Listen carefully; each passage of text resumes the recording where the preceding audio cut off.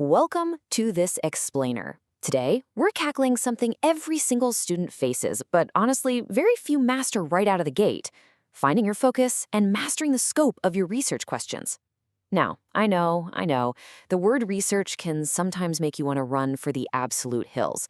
But what if I told you that by learning just one core skill today, you can eliminate almost all the headaches and late night stress that usually come with school projects? Seriously, it's a game changer. Let's get right into it. If you're in the 8th grade, or frankly, if you are a student at literally any level, I want you to picture a very familiar scenario. You sit down at your desk, you open up your laptop, you stare at a completely blank screen with that mocking, blinking cursor. Your teacher just assigned a big research paper, and suddenly you feel entirely overwhelmed. You might feel like there's way too much to write about and you just don't even know where to begin. Or, on the flip side, you pick an idea and suddenly you feel like there's absolutely nothing to write about, and you are completely stuck after just one paragraph. I want to validate that feeling right now. That feeling of being lost, it doesn't mean you aren't smart. It simply means you just haven't defined your boundaries yet. Okay, let's dive into this. Here is our roadmap. First, the research struggle. Second, broad topics, too much. Third, narrow topics, too little. Fourth, finding the perfect focus. Fifth, time to practice. And sixth, smart minds, good choices. Starting off with Section 1, the research struggle, and finding the right boundaries for your project. You see, picking a topic isn't just the first step of your assignment. It's actually the absolutely crucial skill in planning your entire research journey. Get this right, and the paper practically writes itself. Get it wrong, and, well, you're going to be fighting an uphill battle the whole time. Think about Ecclesiastes 3:1, which tells us there is a time for everything and a season for every activity under the heavens. So how does this ancient wisdom actually apply to your schoolwork? Well, just as there's a specific season for everything in nature, there is a specific, manageable scope and boundary for every project you do.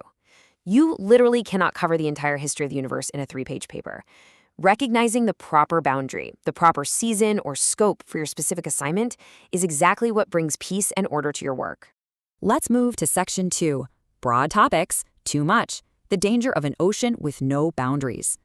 Let's look at the first major extreme where mistakes usually happen: jumping into an ocean with absolutely no boundaries. A broad topic is a subject that covers many subtopics and would honestly require an entire book or maybe a whole library to answer properly. Choosing a broad topic when you have a limited amount of time, a limited page count, and limited resources is a one-way ticket to massive frustration. Imagine casting a giant net into the ocean and trying to pull in absolutely everything. You end up trying to summarize massive historical events or giant scientific fields into a few simple paragraphs. What happens?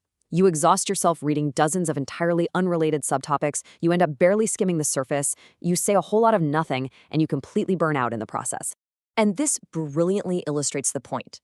For example, if your topic is simply World War II, that is way too broad for a short research project. I mean, where do you even begin? The battles, the politics, the home front? You'd be reading for a decade.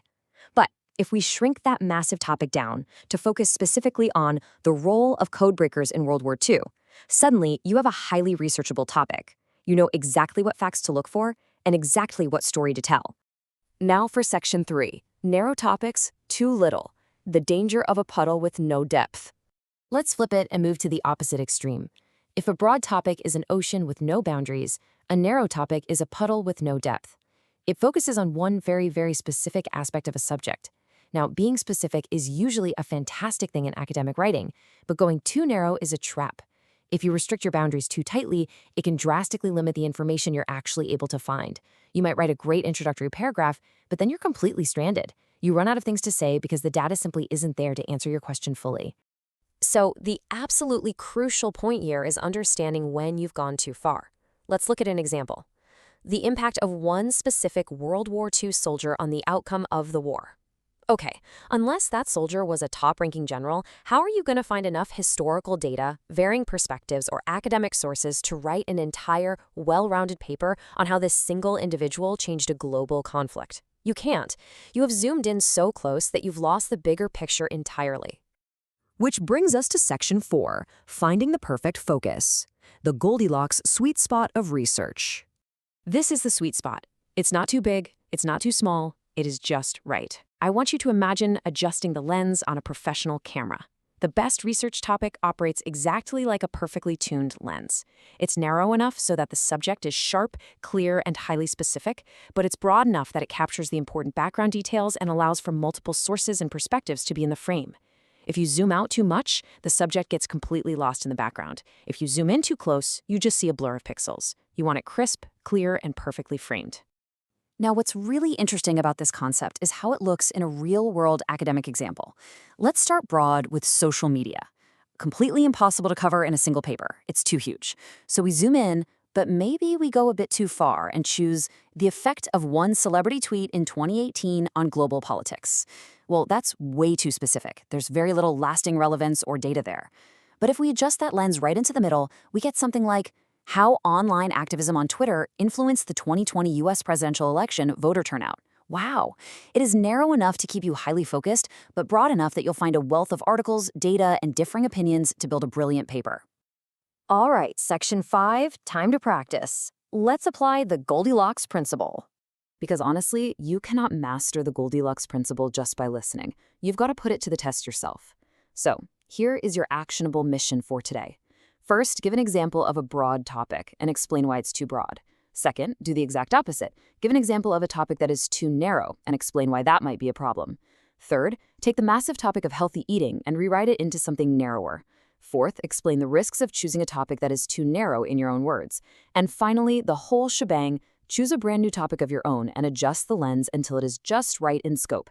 Take your time with this. This is where the real learning happens. Moving on to Section 6. Smart minds, good choices. Why our education matters.